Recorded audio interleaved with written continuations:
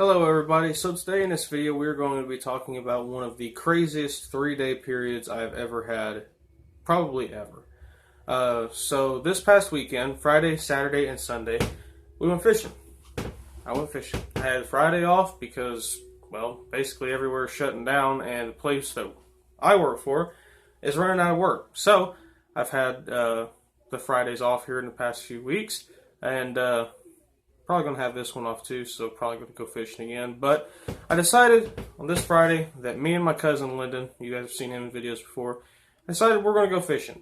So we went back to a place that we call the back pond, and we decided we were going to go fishing. So go out there, I catch one decent small one, little tiny bass, probably not even maybe 6 inches long, and then I catch about a 3-pounder. Pretty typical, you know. This pond is known for pretty decent sized fish, you know, somewhere in the range of 2.5, 3 pounds is pretty average for this pond. You know, there's giants in this pond. There's fish that I've seen come up jumping straight out of the water, and I've seen my cousin lose some fish that would go upwards of 8, 9 pounds. You know, there's definitely a possibility of a 10-pounder coming out of there. I wouldn't be surprised, and hopefully it'll be this weekend. But anyway, catch this 3.5-pounder, pretty decent fish. I catched on a what I call the falling jig, which is just a small bitsy flip jig with a double tail grub. We're not going to get too far into that though, because that's not really the bait that catches the fish that I'm going to be talking about.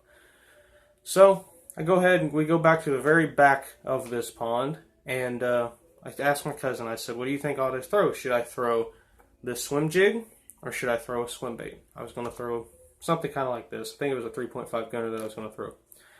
I said, should I just throw a swim jig or just a swim bait? He tells me swim jig. So I was like, okay, that's what I'll throw. So I tied it on. I go around on the other bank, just straight across from the water from him.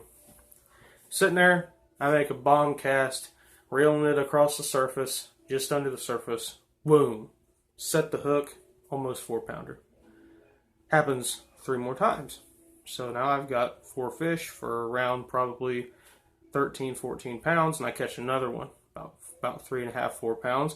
So now I've got, you know, somewhere around 17 pounds in a 5-fish limit. I was pretty damn happy. So I was like, all right, dope, this is awesome. You know, I ended up catching 7 fish total. 2 of them were about 2.5 pounds. The rest of them, one of them was to about 2.5 pounds. Another one was about that long. And then the rest of them were all over 3 pounds. And I was like, hell yeah, that's a great day of fishing. I was pretty damn happy at the end of the day. Went back home. Then my other cousins, Bob and Zach, they called me up. Like, hey, you want to go fishing tomorrow morning? Sadly, I couldn't because I had other plans. And they were like, all right, you want to go tomorrow evening? I was like, yeah, sure. Tomorrow evening sounds great. We go the next day. My cousin fishes that morning, that same bank that I was just catching fish on. He didn't catch anything but 1 small bass off of it. I was like, that's crazy. You know, I knew there was bass on it the day before. I knew there was. So went back there, made a bomb cast out there, catch a 4-pounder, catch some more. Ended up getting a 5-fish limit. I broke 2 records on this day. 2 records, my personal records. Biggest 5-fish limit would have equaled out to about between 23 and 25 pounds. And I broke my personal best bass by 1 ounce. It was a 5.3. My former personal best was a 5.2.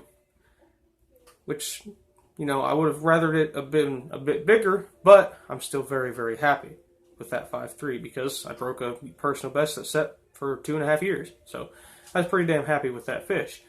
The baits that did most of the damage, now there's one more fish and we will get to that later, but the baits that done most of the damage as far as 3 and 4 pounders go, this right here was the deal. This Strike King, I believe it is a 1/4 ounce swim jig. Now typically I would go with a 1/2 ounce or maybe even a 3/8. I don't typically throw 1/4 ounce jig heads or swim jigs, but the lighter swim jig helped a lot on this weekend because I was throwing it up where there was limbs and stuff that had fallen into the water, and I was just buzzing it through those. That's how I was catching it. This was the deal. 3.5 gunner on the back, and this is actually, I only used, out of the 3 days of fishing, I caught 15 fish over 3 pounds. 8 of them were over 4 pounds, which I was just insanely shocked by. I only used two 3.5 gunners in 3 days of fishing. This is the second one. Now, the only reason I had to switch was because I had a big one come up and just barely grabbed the tail of the bait and ripped the tail off. This was after probably 6 or 7 3.5 pounders, plus a couple smaller ones, and came up, just grabbed the tail, and I set the hook and ripped the tail off. That's the only reason I ever had to switch. It never ripped the bait off of the keeper, never ripped the bait off the hook, nothing. And this bait is still on there, still good, and I'll still catch fish with this. I guarantee it. Now, the color I think is very weird because I threw a green pumpkin jig and was not catching any fish. But this color is actually called blue crawl, which is a green pumpkin with a little bit of like a blueness to it. And with that 3.5 gunner and Green Pumpkin Magic, it just worked. I don't know why it worked so well, but it did. And the weirdest thing is they were pushing up shad. They were eating shad, but the only baits that they would really eat was green pumpkin baits. So I don't know why, but it worked, so I was just going to keep going with it. Now the big one. Now here is the thing that I thought was absolutely hilarious. Now all my life, I've showed you guys before, I've showed you guys in videos before of me catching 3 and 4 pounders on small baits, and always saying to those who say small or big baits don't catch, or small baits don't catch big fish, you're stupid. Okay, 2 biggest fish that I caught out of the 3 days, one was 5.3 and one was 4.89. This one caught my 5.3 Doc's Lure Company paddle tail Ned worm, Green Pumpkin Magic Ned worm with a paddle tail.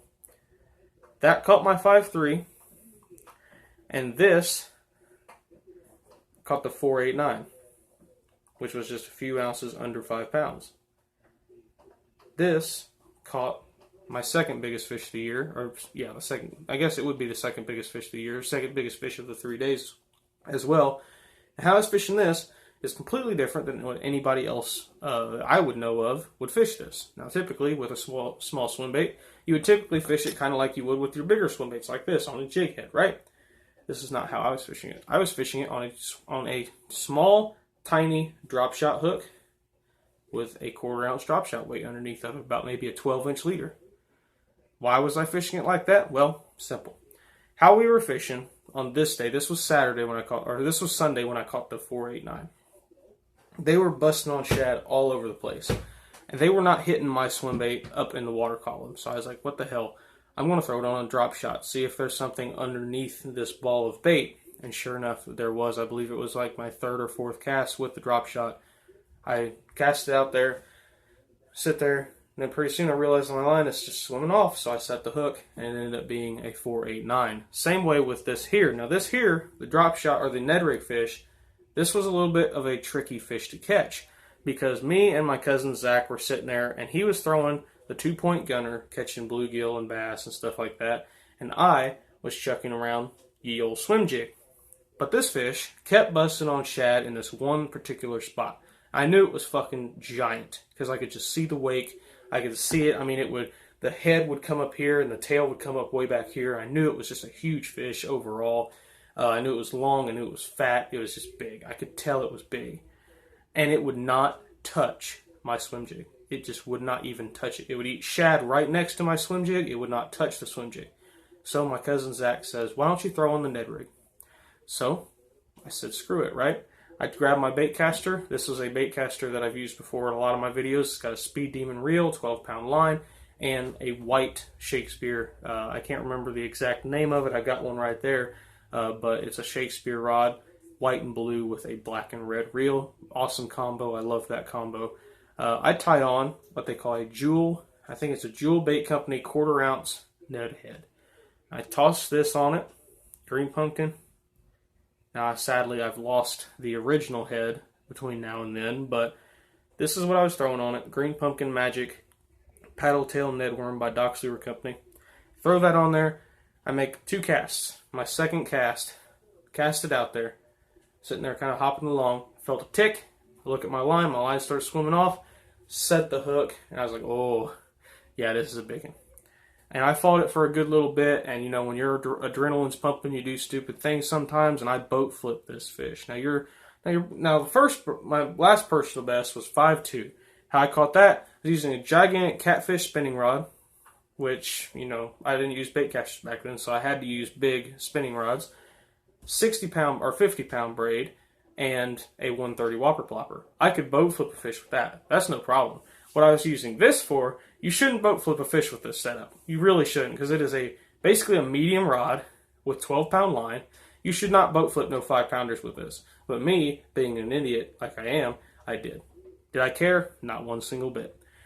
But I boat flipped this fish and comes up on the bank, and I'm like, holy shit, this is a giant fish. I was not expecting it to be as big as it was. But yeah, 5'3", 1 ounce over my former personal best. So yeah. And fantastic 3 days of bass fishing. I've never had 3 days of fishing like this before. Hopefully I'll have this upcoming Friday off. If I don't, then I'm probably just going to take off the Friday anyway, because the 20th will be my 1-year anniversary, and I'll have a weeks of paid vacation. So I'll probably just end up taking the Friday off, even if they don't allow us to have the Friday off. But hell, we ain't got no work, so they'll probably end up letting us off. But yeah, if you guys want to buy these baits, let me tell you something. They catch the hell out of fish, and here in a little bit I will have like a compilation of some of the pictures. It is absolutely insane how this weekend went. My cousins were on the other bank. They couldn't get the big bass to bite like I was. My cousin Bob, he was getting them, but he was getting a lot of smaller fish too. But I was just waylaying on the big ones. It was insane. I've definitely never had a day, or I've never had 3 days like this. 72 hours, 15 fish over 3 pounds, 8 of them were over 4, and 1 of them over 5. 1 of them just shy of 5. So yeah, it was an insane day. If you guys want to check out these baits, go to Doc Sewer Company on Facebook. 3.5 gunner, 2.0 gunner, and the paddle tail Ned worm. So thank you guys for watching once again. Stay tuned here, and I'll show you some pictures. Yeah, thank you guys for watching again.